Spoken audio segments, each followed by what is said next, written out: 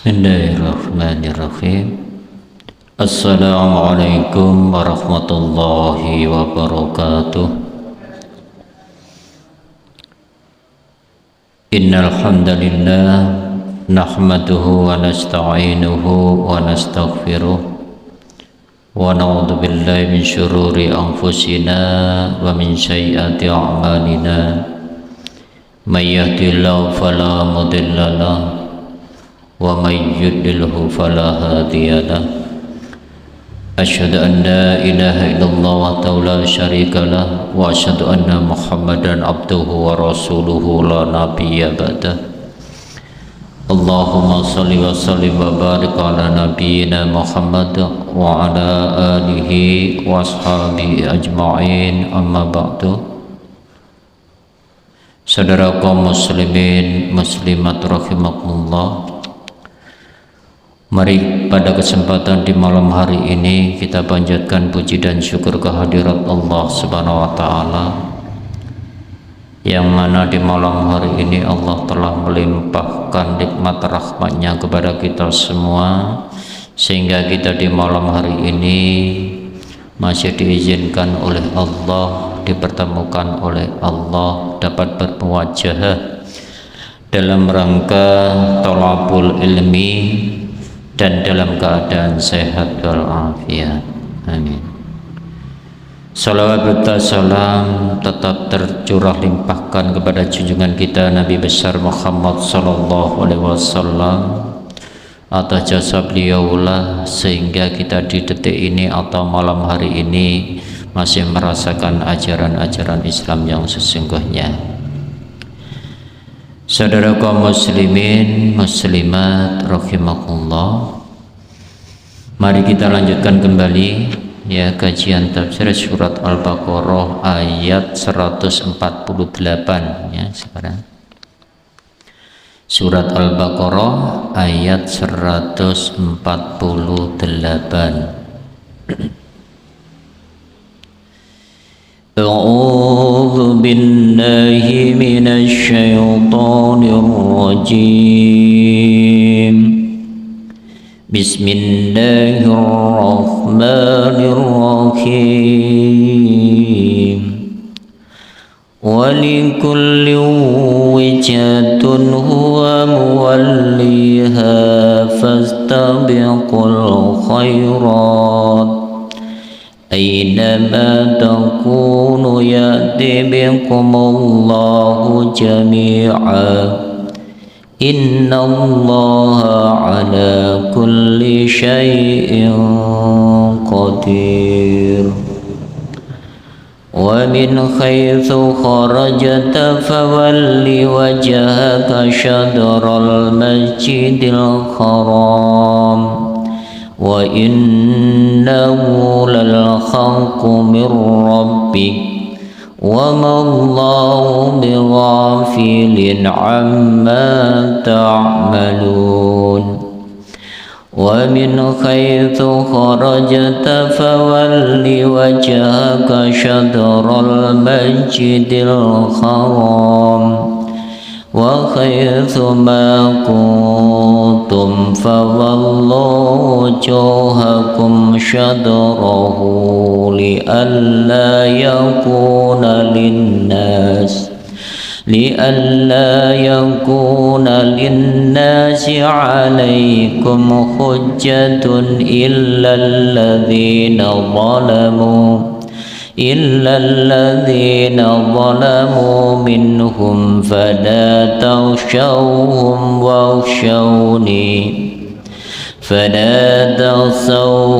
واخشوني ولأتم نعمتي عليكم ولعلكم تهتدون. صدق الله العظيم. Walikulli, dan bagi tiap-tiap umat, wijhatun, punya kiblat, huwa iya muwalliha, menghadapnya atau tempat menghadap. fastabiqu, maka berlomba-lombalah kamu al khairat, kebaikan. Ainama, di mana saja takunu kamu berada. Ya'ti, mendatangkan atau mengumpulkan bikum pada kamu Allahu, Allah jami'an, semua. Innallaha, sesungguhnya Allah, ala kulli, atas segala syai'in, sesuatu, qadir, maha kuasa. Jadi pada ayat ini perlu diketahui, kalau kita sejak kemarin sudah membahas yaitu masalah apa? Kiblat.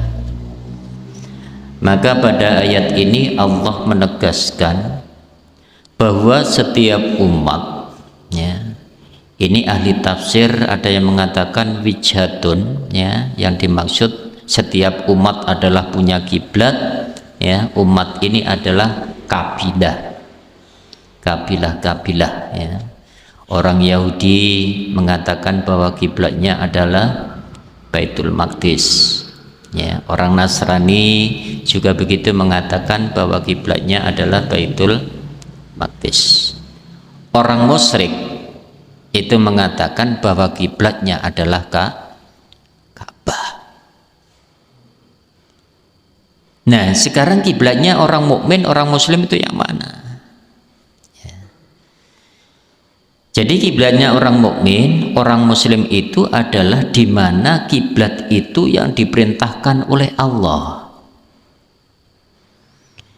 Kalau sebelumnya Nabi ketika di Mekah, ya, pada periode Mekah, maka pada saat itu Nabi diperintahkan untuk menghadap ke Baitul Maqdis, ya, ke Baitul Maqdis.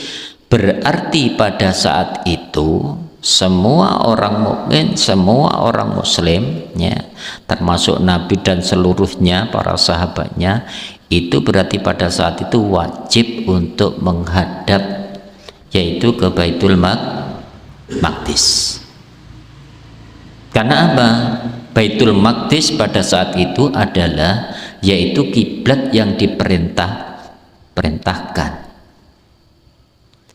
Nah, setelah di Madinah, kalau tidak salah di Madinah itu sampai 10 bulan, ya, kurang lebih 10 bulan. Maka pada saat itu yang kemarin, ya, ayat 144 insya Allah itu, ya, Nabi itu senantiasa setelah sholat itu kan menghadap ke langit, ya. Jadi menghadap langit, harapannya apa? Turun wahyu untuk yaitu apa? Artinya mengganti, ya, atau memindah dari Baitul Maqdis, kiblat Baitul Maqdis menuju yaitu Makkah atau Ka'bah. Ternyata sungguh turun ayat itu. Nah, akhirnya pada saat itu juga maka Nabi dan para sahabat dan umat Islam seluruhnya diwajibkan untuk menghadap yaitu ke Ka'bah. Oleh karena itu pada intinya kiblat itu adalah mana yang diperintahkan oleh Allah. Kalau sekarang periode kita tidak mungkin ada perubahan, ya. Ini adalah Nabi sudah nggak mungkin ada perubahan. Oleh karena itu kiblat umat Islam orang mukmin sampai hari kiamat adalah yaitu Ka'bah, dan tidak mungkin yaitu berganti.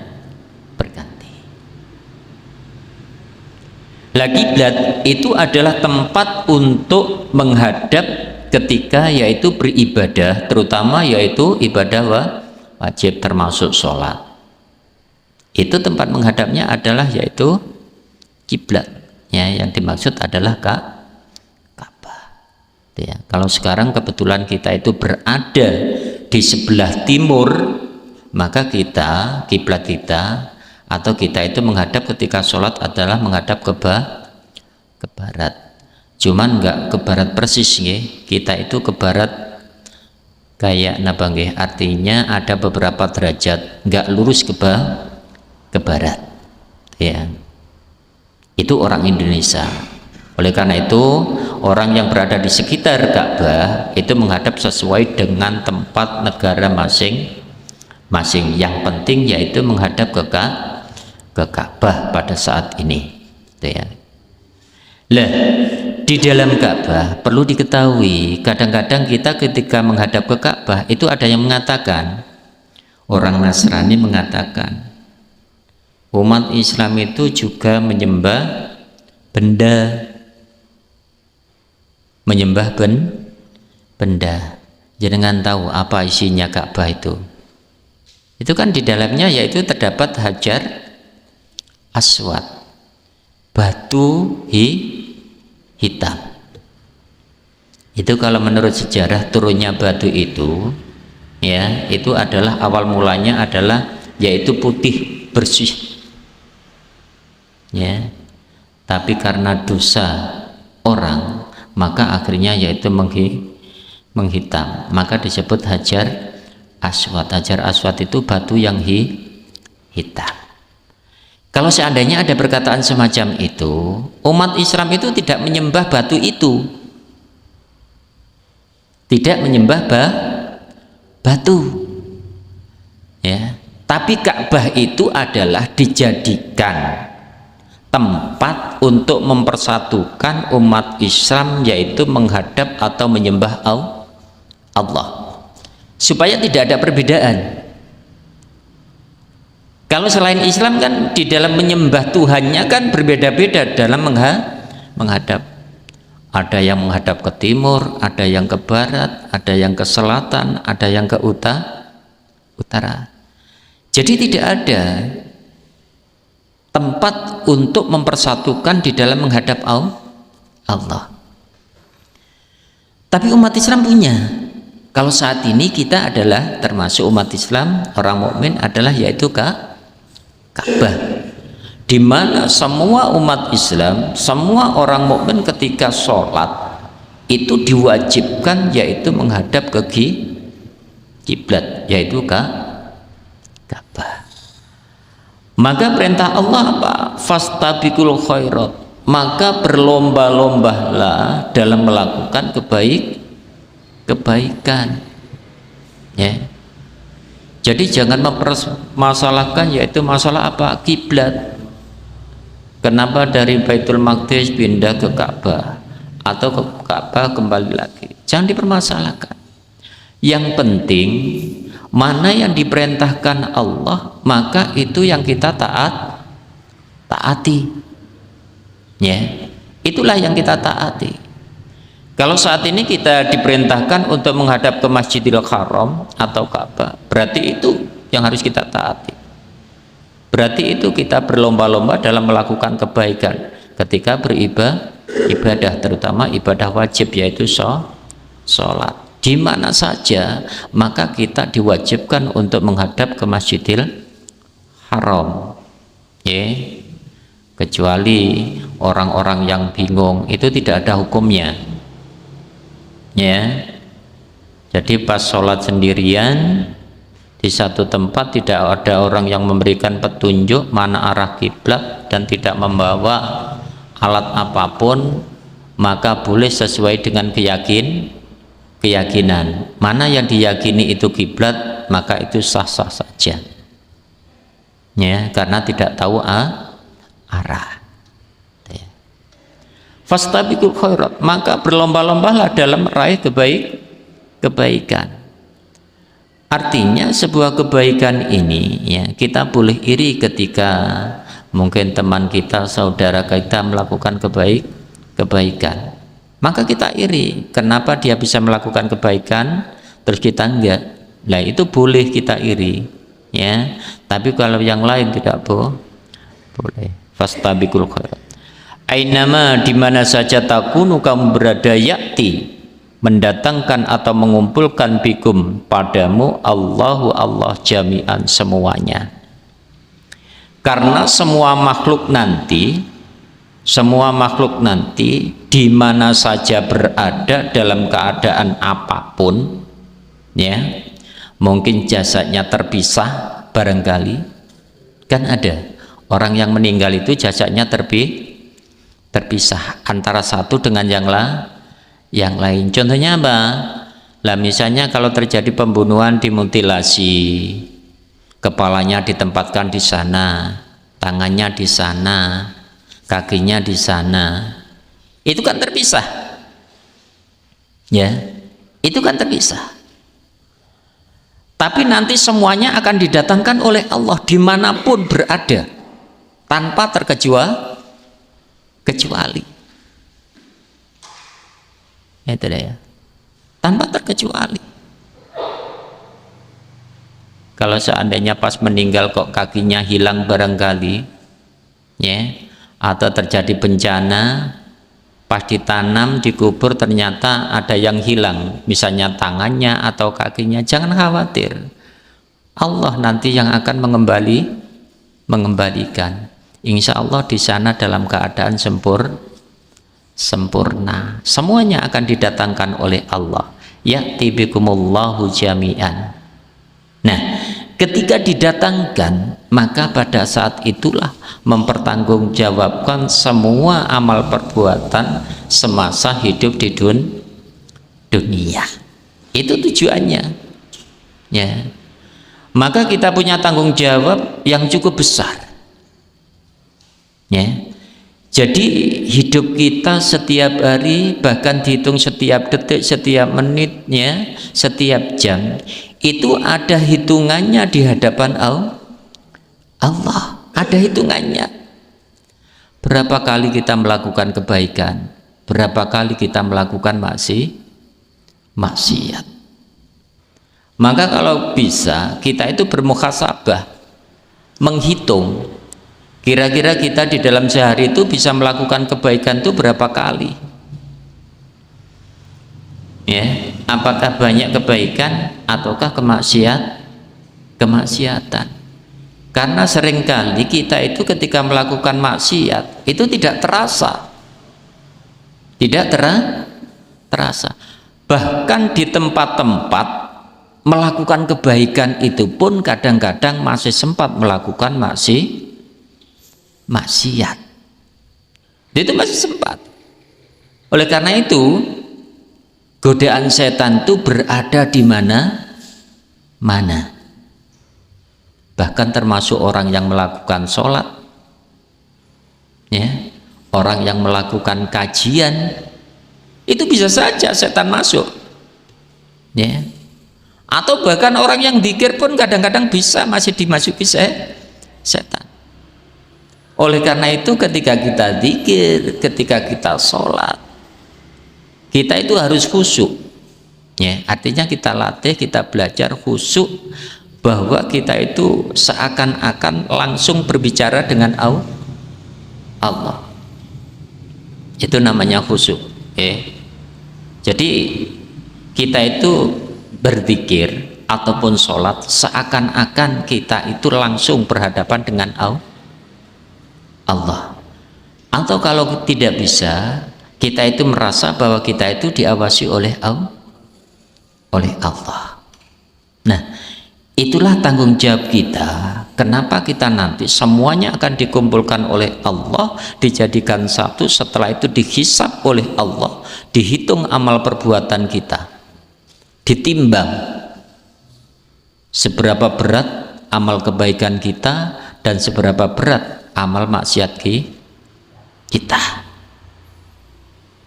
Dan itu yang tahu hanya Allah, kita tidak tahu. Oleh karena itu sesering mungkin kita ketika berdoa, agar berdoa kepada Allah supaya amal ibadah kita itu senantiasa diterima oleh Allah. Rabbana taqabbal minna sholatana wa siyamana wa zakatana wa jami'i ibadatina. Ya Allah, terimalah dari kami sholat kami, puasa kami, zakat kami, atau mungkin yang sudah haji ya haji kami, dan seluruh ibadah-ibadah kami. Sebagaimana doa Nabi Ibrahim, ya, Nabi Ibrahim ketika membangun apa? Ka'bah. Itu kan berdoa kepada Allah agar amal perbuatannya itu diterima oleh Allah. Sangat khawatir bila mana tidak diterima oleh Allah. Itulah ya. Karena orang itu di dalam melakukan ibadah, pertama, kadang-kadang niat yang kurang lurus. Itu bisa juga. Sehingga terjadilah yang namanya riya. Atau ibadah tapi sombong. Menyombongkan ibadahnya, atau merasa ya menjadi orang yang paling beriman, orang yang paling bertakwa, orang yang paling banyak amal. Itu hati-hati, ini adalah penyakit ya.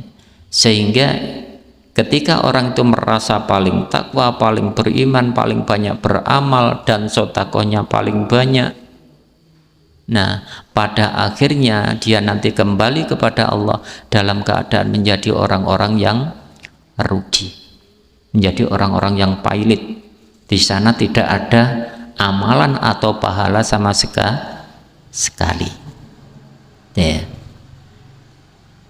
Ainama takunu ya'ti bikumullahu jami'an. Semuanya nanti di mana saja akan dikumpulkan oleh Allah tanpa terkecuali. Khususnya nanti yang diperhitungkan amalnya adalah yaitu golongan jin dan manusia. Nanti yang dihisab, yang dihitung itu nanti adalah yaitu golongan jin dengan manusia yang mendapatkan tugas dari Allah. Lah gimana dengan hewan? Ya, hewan itu nanti juga ada ya, artinya ada apa? Artinya hukuman. Ketika hewan itu nakal, nanti juga akan dihukum oleh Allah. Itu ada tersendiri ya. Yang jelas yang memasuki yaitu surga ataupun neraka itu nanti adalah yaitu dari golongan jin ataupun manusia. Cuman itu ya. Innallaha, sesungguhnya Allah, ala kulli, atas segala syai'in sesuatu, qadir, maha kuasa. Tidak ada yang sulit bagi Allah untuk mengumpulkan seluruh makhluk ya.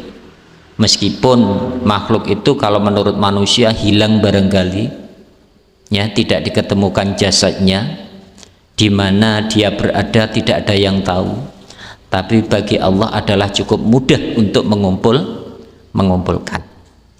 Setiap makhluk khususnya jin dan manusia yang diciptakan oleh Allah seluruhnya akan dikumpulkan oleh Allah tanpa terkecuali, dan Allah maha kuasa ya, tidak ada kesulitan sama sekali. Wa min haitsu, dan dari mana saja, kharajta, kamu keluar, fawalli, maka menghadaplah atau hadapkanlah, wajhaka, wajahmu. Ka ini dhamirnya dhamir nabi nggih, kembalinya kepada nabi. Tapi sebenarnya perintah ini adalah selain kepada nabi juga kepada umatnya.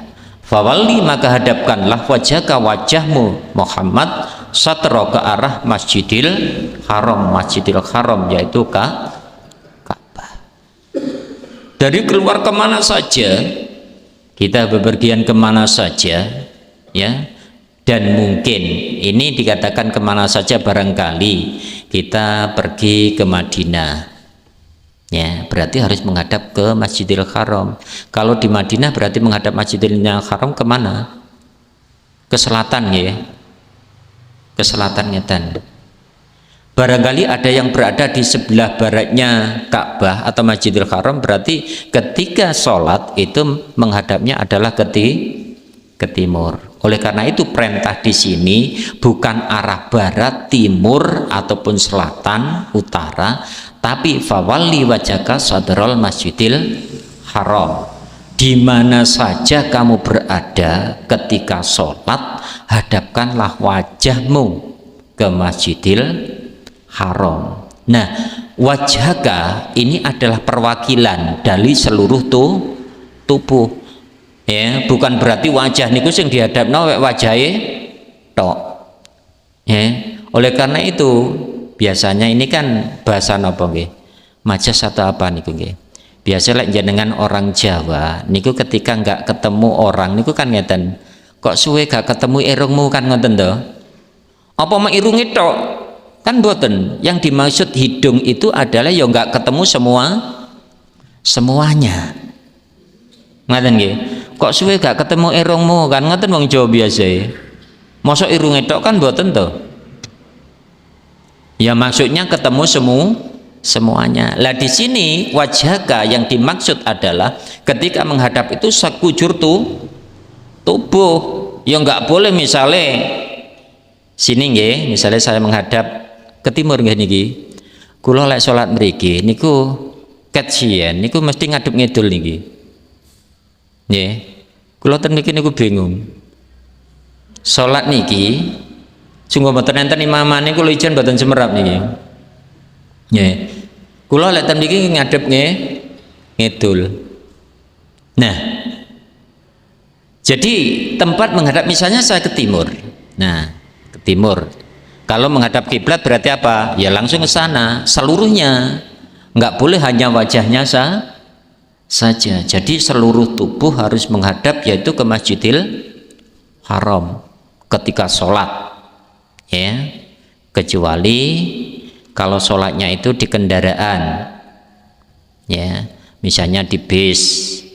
Jenengan nggak usah misalnya harus menghadap apa kiblat, kecuali kalau kendaraan itu kemarin saya terangkan kendaraan misalnya kendaraan pribadi kalau mau sholat kan turun ten masjid tidak apa-apa, tapi kalau kendaraan umum misalnya bis mini ataupun kereta api kan nggak mungkin kita niku menghentikan kereta api untuk sholat di masjid, maka kemana saja misalnya kereta api itu, maka disitulah kita sholat, nggak harus menghadap kiblat, tapi hati kita yang kita hadapkan ke kiblat. Misalnya jenengan di kereta api, kereta api itu misalnya berjalan ke timur, berarti jenengan sholat pada saat itu mesti menghadap ke timur, gak mungkin ke barat. Mosok sampean membelakangi kan nggak mungkin. Kalau misalnya di kapal itu kan biasanya ada musola lah itu bisa kita itu misalnya mana arah kiblat, lah itu kita menghadap kiblat. Nah dene kapal kok puter balik ganti tidak menghadap kiblat mboten napa, yang penting awal mulanya kita menghadap kiblat. Itu kalau misalnya kita bisa merubah posisi. Yang tidak mungkin dirubah di mana? Di bis, ya, di kereta api, di pesawat. Kan nggak mungkin merubah tempat duduk. Jadi kemana saja kita menghadap. Nah, kita yakin bahwa kita itu sholat menghadap kiblat. Dengar? Jadi kalau di misalnya di pesawat jangan bilang di sini tidak ada yang namanya yaitu kiblat, wong kita itu berada di atas. Ya tetap saja. Jadi kita kemana saja kalau memang arahnya dari timur ke barat, kalau di Indonesia berarti kita berarah yaitu ke Masjidil Haram meskipun kita berada di atas atau di awan.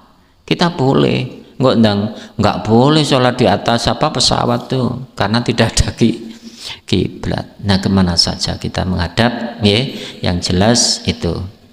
Wa innahu dan sesungguhnya maksudnya ketentuan itu menghadap satrul Masjidil Haram lal haqqu benar-benar hak mir rabbika dari sesembahanmu atau dari Tuhanmu, wa mallahu dan tidaklah Allah bighafilin lengah ataupun lalai amma dari apa yang tak malun kamu kerjakan. Jadi sesungguhnya yang diperintahkan atau ketentuan menghadap Masjidil Haram itu adalah lal haqqu. Ini ditauhidkan ya, benar-benar hak. Benar-benar hak mir rabbik yaitu dari Allah.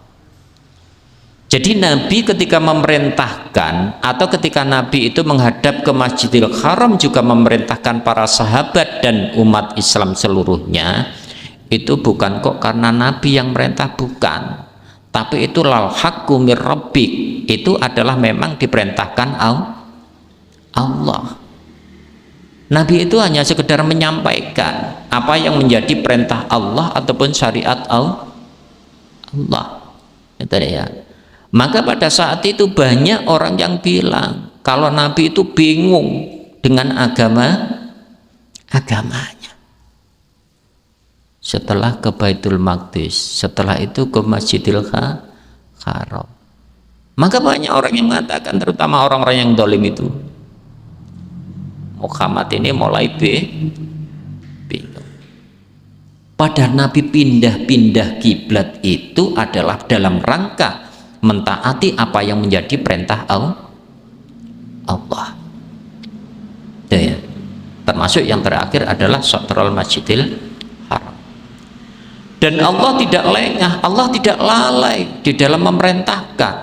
Dan Allah tahu siapa di antara mereka orang yang taat ketika diperintah nabinya, siapa yang membangkang. Allah tahu. Ya. Allah tahu. Maka bagi orang-orang yang bertakwa, orang yang taat kepada Allah melalui yaitu perintah dari Rasulnya, maka itulah orang-orang yang beruntung di dunia maupun di akhirat. Ya. Jadi wa mallahu biwafilin ammata malu. Tidak pernah lalai, tidak pernah lupa apa yang pernah kita kerjakan. Mungkin kadang-kadang kita sudah lupa apa yang pernah kerjakan, tapi Allah tidak akan pernah lupa itu. Dan catatannya ada, buktinya juga ada. Nanti suatu saat ketika kita ketemu kepada Allah, terutama di hari kiamat nanti, akan ditunjukkan kepada kita, akan diceritakan semuanya apa yang pernah kita kerjakan.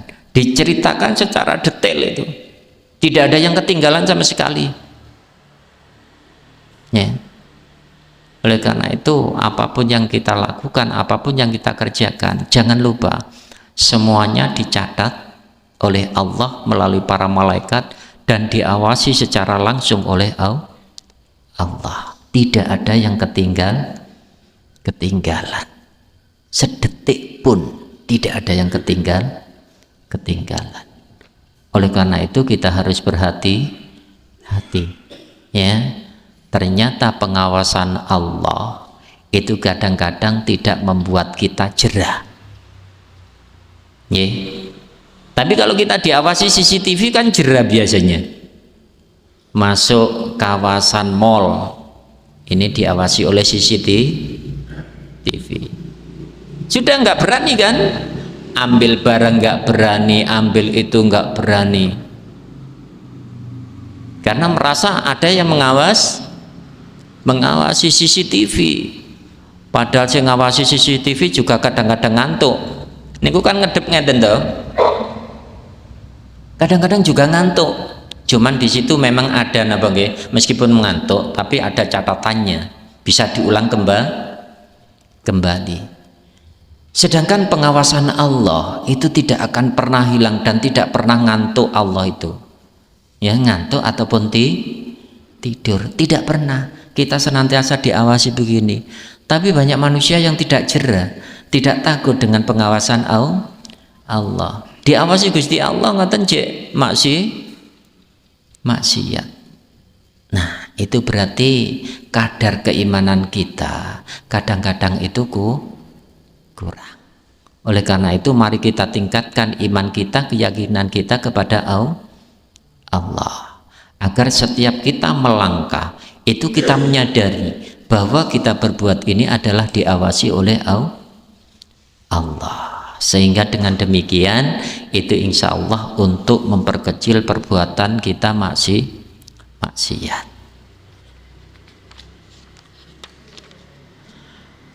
Wa min haitsu, dan dari mana saja kharajta kamu keluar, fawalli maka hadapkanlah wajhaka wajahmu sadrul masjidil haram, yaitu ke arah Masjidil Haram.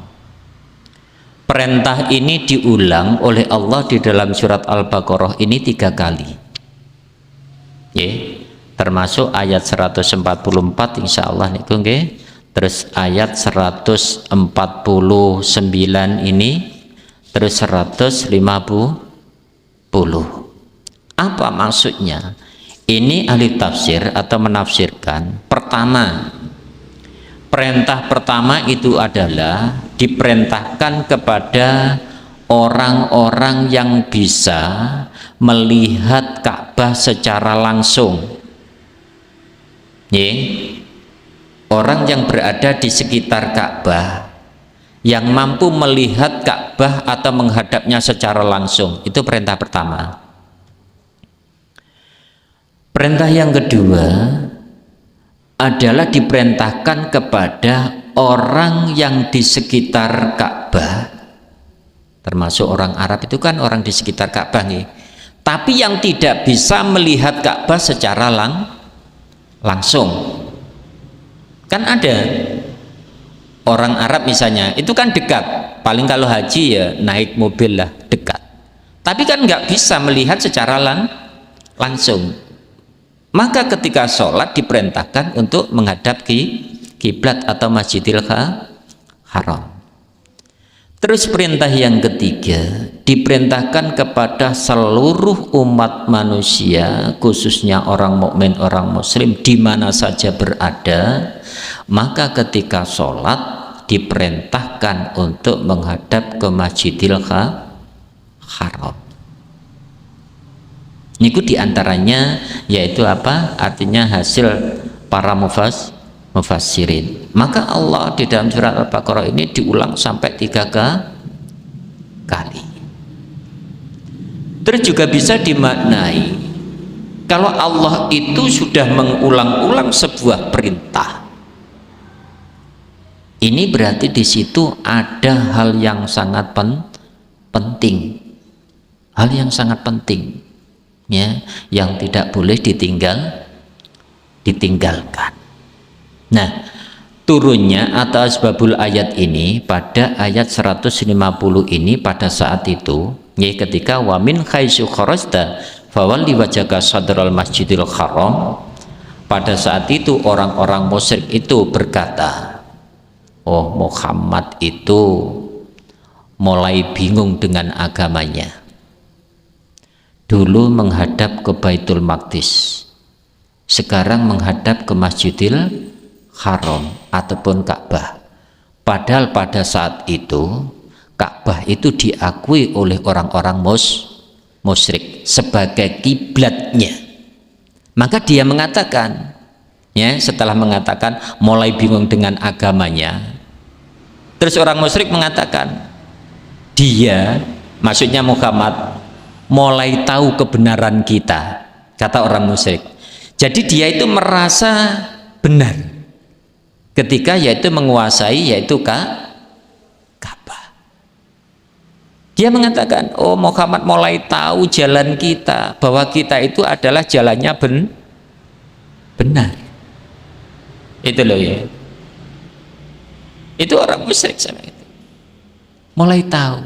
Terus dia mengatakan lagi, ini hampir Muhammad memasuki agama kita. Kenapa? Karena sudah merasa kiblatnya itu dijadikan kiblat yaitu untuk menghadap ketika sholat. Sama halnya sebagaimana orang-orang Yahudi. Ketika Nabi ini sholat menghadap ke Baitul Maqdis, orang Yahudi mengatakan apa? Ah, Muhammad ini mulai tahu kebenaran kita, bahwa agama kita lah yang paling benar. Ini asbabul nuzulnya ayat ini. Oleh karena itu perintah Allah di mana saja kita berada, maka fawalli wajhaka sadrul Masjidil Haram. Kuntum kamu wahaisuma, dan di mana saja kuntum kamu berada, fawallu maka hadapkanlah wujuhakum wajahmu satrohu ke arahnya. Cuman ini dibentuk domir ya. Yang kedua ini, hu ini adalah yang dimaksud adalah yaitu Masjidil Haram. Maksudnya apa? Li'alla, agar tidak yakunu ia ada linnasi bagi manusia alaikum atas kamu hujjatun, alasan. Nah, Allah memindah dari Baitul Maqdis menuju yaitu Masjidil Haram, yaitu Ka'bah. Itu tujuannya agar persepsi anggapan orang-orang Yahudi yang menganggap agamanya paling benar itu ternyata apa? Tidak benar. Oleh karena itu Allah mengganti, yaitu apa? Diganti dari Baitul Maqdis menuju Masjidil Haram, agar anggapan orang Yahudi yang mengatakan agamanya paling benar, buktinya apa? Muhammad saja sholatnya menghadap ke Baitul Maqdis. Nah, itu disangkal dengan ayat ini, sehingga anggapan orang Yahudi itu sebenarnya adalah tidak benar. Jadi Nabi menghadap Baitul Maqdis itu bukan karena agama Yahudi yang benar, akan tetapi Nabi adalah taat dengan perintah Allah. Begitu pula sebaliknya kembali kepada Masjidil Haram, itu juga karena taat perintah Allah, bukan berarti agamanya orang musyrik itu agama yang benar. Maksudnya ngoten, maka li'alla yakuna linnasi alaikum hujjah, agar orang-orang itu tidak punya alasan untuk mengatakan bahwa agamanya itu paling benar. Illa, kecuali alladzina, orang-orang yang zolamu, mereka zolim, minhum, di antara mereka. Kecuali orang-orang yang zolim, yang dimaksud adalah orang-orang musyrik. Orang musyrik itu mengatakan demikian, Muhammad itu katanya pengikut agama Ibrahim, tapi mengapa kok pindah yaitu kiblat? Mengapa kok pindah kiblat? Perkataan ini kan seakan-akan benar, tapi itu kan salah. Kalau Nabi tetap di dalam ketauhidan mengikuti yaitu agama yang dianut oleh yaitu Nabi Ibrahim. Lah soal ganti atau pindah kiblat dari satu kepada yang lainnya, itu memang karena Nabi adalah termasuk seorang Rasul yang mentaati perintah Allah. Itu loh. Tapi soal mengikuti ketauhidannya itu adalah tetap. Jadi tidak ada apa, artinya yaitu perbedaan. Tadi tetap untuk mengikuti yaitu agama Ibrahim. Tapi anggapan orang musyrik kalau pindah yaitu apa kiblat itu berarti sudah tidak mengikuti agama Ibrahim. Lah itu persepsi atau anggapan yang salah. Fala tahsauhum, maka janganlah tahsauhum, kamu takut pada mereka. Ini khususnya Nabi dan orang-orang mukmin. Kamu jangan takut kepada orang musyrik, jangan takut kepada orang-orang Yahudi. Apapun yang dia katakan itu adalah nggak benar. Itu dia. Kan pada saat itu rame, pindahnya kiblat itu sangat rame. Bahkan orang-orang Yahudi sampai mendatangi Nabi kan itu. Dirunding bagaimana caranya Nabi itu kembali ke Baitul Maqdis. Karena dia merasa bangga kiblatnya dijadikan kiblat oleh orang mukmin, khususnya yaitu Nabi. Kata Allah, wahsauni, takutlah kamu kepada Allah. Maksudnya apa? Taatlah, bertakwalah, jangan takut kepada manusia. Jadi kalau Allah memerintahkan ke Baitul Maqdis, ya ke Baitul Maqdis. Merintahkan kembali ke Masjidil Haram, ya ke Masjidil Haram. Ya, jadi biarkan ucapan manusia, biarkan, tapi takutlah kepada Allah dalam arti yaitu taatlah apa yang menjadi perintah Allah. Wali utimma, dan agar ku sempurnakan nikmati, yaitu nikmatku, maksudnya nikmat Allah alaikum atasmu. Ya, jadi disempurnakan agama Islam. La'allakum tahtadun, agar kamu mendapatkan petunjuk. Artinya orang yang senantiasa mengikuti apa yang menjadi perintah Allah, menjauhi apa yang dilarang oleh Allah, itulah orang-orang yang mendapatkan petunjuk. Kalau orang tidak mau taat dan tidak mau menjauhi apa yang menjadi larangannya, dia tidak akan mendapatkan petunjuk selamanya, ya. Oleh karena itu, kalau kita menginginkan sebuah petunjuk dari Allah, maka kita mulai dengan ketaatan kepada Allah, dan apa yang dilarang kita senantiasa menjauhi. Insya Allah di dalam hidup kita akan senantiasa ada petunjuk Allah. Allah akan membimbing pada orang-orang yang senantiasa taat kepada Allah. Artinya hatinya akan dicondongkan, akan diarahkan kepada kebenaran. Itulah orang-orang yang senantiasa takwa kepada Allah. Saya kira cukup ya untuk kajian pada malam hari ini. Semoga ada manfaatnya bagi kita semua. Dan marilah kita akhiri dengan bacaan alhamdulillah bersama. Alhamdulillahirabbil alamin. Wassalamualaikum warahmatullahi wabarakatuh.